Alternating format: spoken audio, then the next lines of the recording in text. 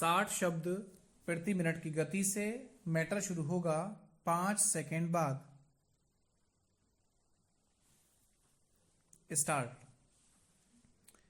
अध्यक्ष महोदय, हमने राष्ट्रपति के अभिभाषण में परायापन शब्द के प्रयोग की चर्चा की है। शायद सबसे ज्यादा खतरनाक परायापन उन युवाजनों के भ्रम भंग के एहसास से पैदा होता है जो कि समर्थ और सक्षम होते हुए भी उत्पादक रोजगार से वंचित रहते हैं। यह एक आर्थिक त्रासदी है। अगर हम अपने देशवासियों को अपने सामाजिक प्रबंधों के अंतर्गत स्थान नहीं दे सकते तो हमारे लिए उनके विषय में अपनी चिंता की बात करने की कोई सार्थकता नहीं है।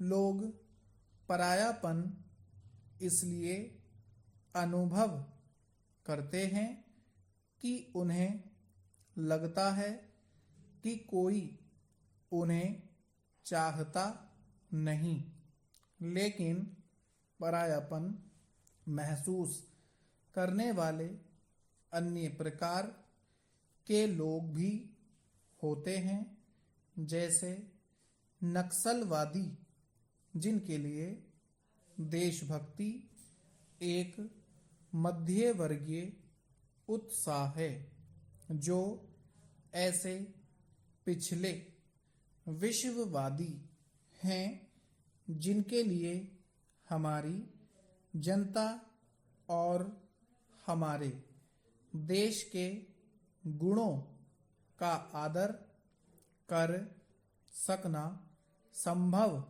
नहीं हो पाता।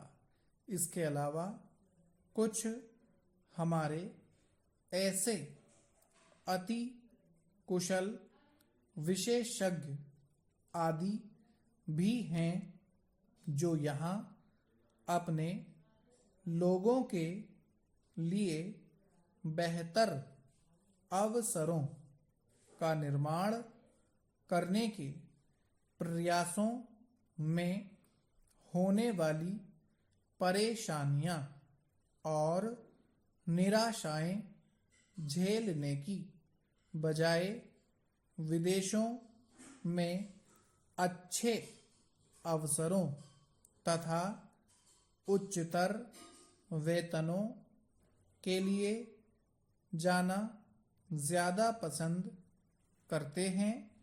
मेरी हार्दिक इच्छा है कि जो लोग आज निराशा और परायापन का एहसास कर रहे हैं, उन्हें अंततः भारत अपनी ओर खींचने में सफल रहेगा।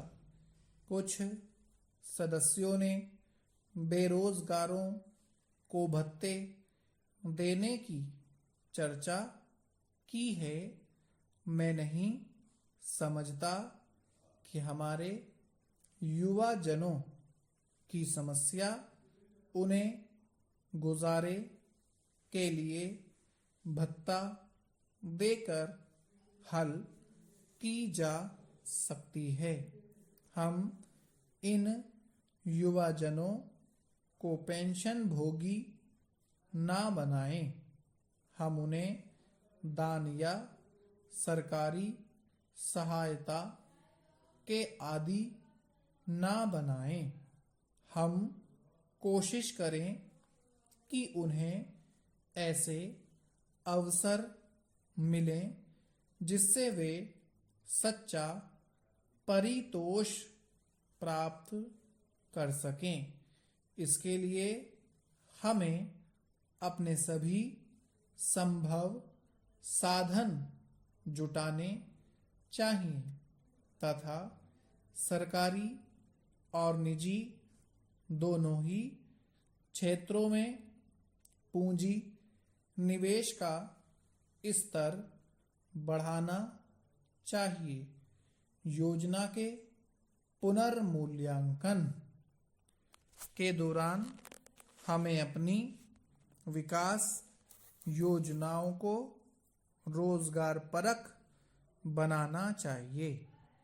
अगर हम आर्थिक विकास और योजनाओं को तत्परता से लागू करने के ऊर्ध्व मार्ग पर बढ़ते रहे तो स्थायी आधार पर उत्पादक रोजगार के पर्याप्त विस्तार का पथ प्रशस्त हो सकेगा। मैं उन लोगों में नहीं हूं जो यह विश्वास पालते हैं कि आप योजना की चिंता कीजिए और रोजगार अपनी चिंता आप कर लेगा। जब बेरोजगारी बहुत तीव्र और व्यापक हो तो उससे निपटने के लिए हमें विशेष उपाय करने चाहिए। स्टॉप।